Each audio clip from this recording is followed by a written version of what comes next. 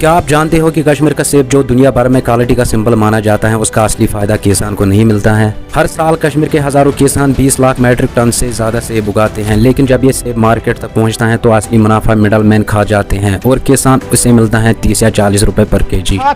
इसको देखो, इसने 300 रुपए दिया टावर के नीचे, इसने 400 रुपए दिया है, इसने 500 रुपए दिया है जी।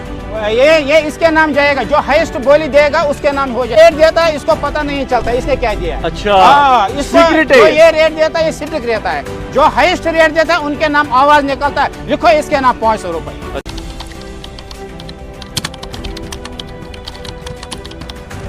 सेब की खेती इतनी आसान नहीं होती है। किसान को साल भर पेस्टिसाइड्स लगाना पड़ता है, खाद देनी पड़ती है, ट्रांसपोर्ट और मजदूरी का खर्चा उठाना पड़ता है। और जब वो एप्पल्स मंडी तक लेकर जाता है, वहाँ उसके लिए एक और चैलेंज होता है, बीच के ट्रेडर्स। यही ट्रेडर्स किसान से सस्ते दाम पर सेब खरीद कर शहरों में 3 गुना महंगा बेच देते हैं। मतलब जिसने सारी मेहनत की उसको सबसे कम हिस्सा मिलेगा। कश्मीरी एप्पल की कीमत कम हो जाएगी, कश्मीरी जो फ्रूट ग्रोवर्स है वो जमीन पे ऊपर आ जाएंगे।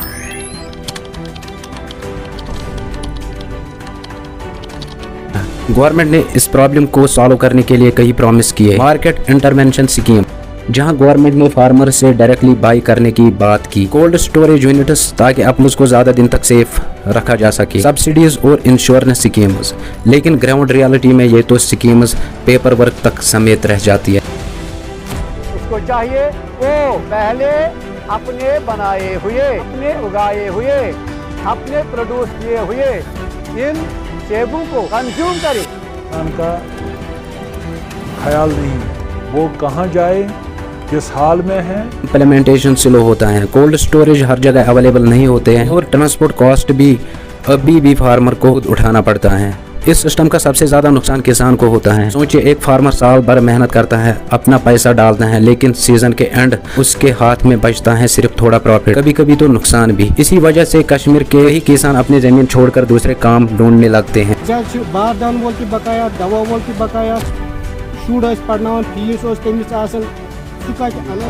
नहीं रहेगा तो आने वाले वक्त में हमारी पीढ़ी जो आने वाली वो परेशानी और मुसीबतों के और जब किसान को ही उसकी मेहनत का दाम नहीं मिलेगा तो आगे चलकर देश का फूड सिक्योरिटी भी खतरे में पड़ सकता है। तो इसका सोल्यूशन क्या है? Direct farmer to market platform जैसे इनाम और FPOS को मजबूत करना है।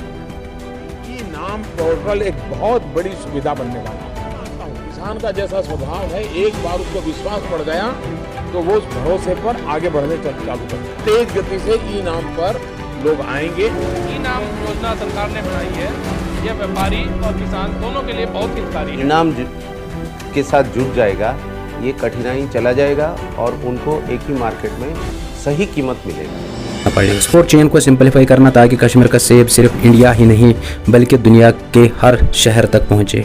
और सबसे इम्पोर्टेंट, फार्मर को ट्रेनिंग मिले कि वो अपने एप्पल सीधे मंडी या ऑनलाइन प्लेटफॉर्म्स पे बेच सके। एहलकारन हूँ सठा मशहूर अश खबर वातनो हकीकत खबर।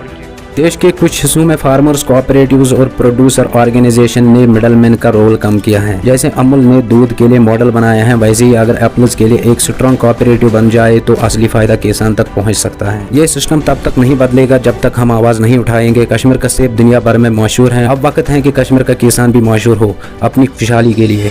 आप क्या सोचते हो? फार्मर्स को डायरेक्ट उनका हक मिलना चाहिए? कमेंट में लिखिए और इस वीडियो को ज्यादा से ज्यादा लोगों तक शेयर कीजिए।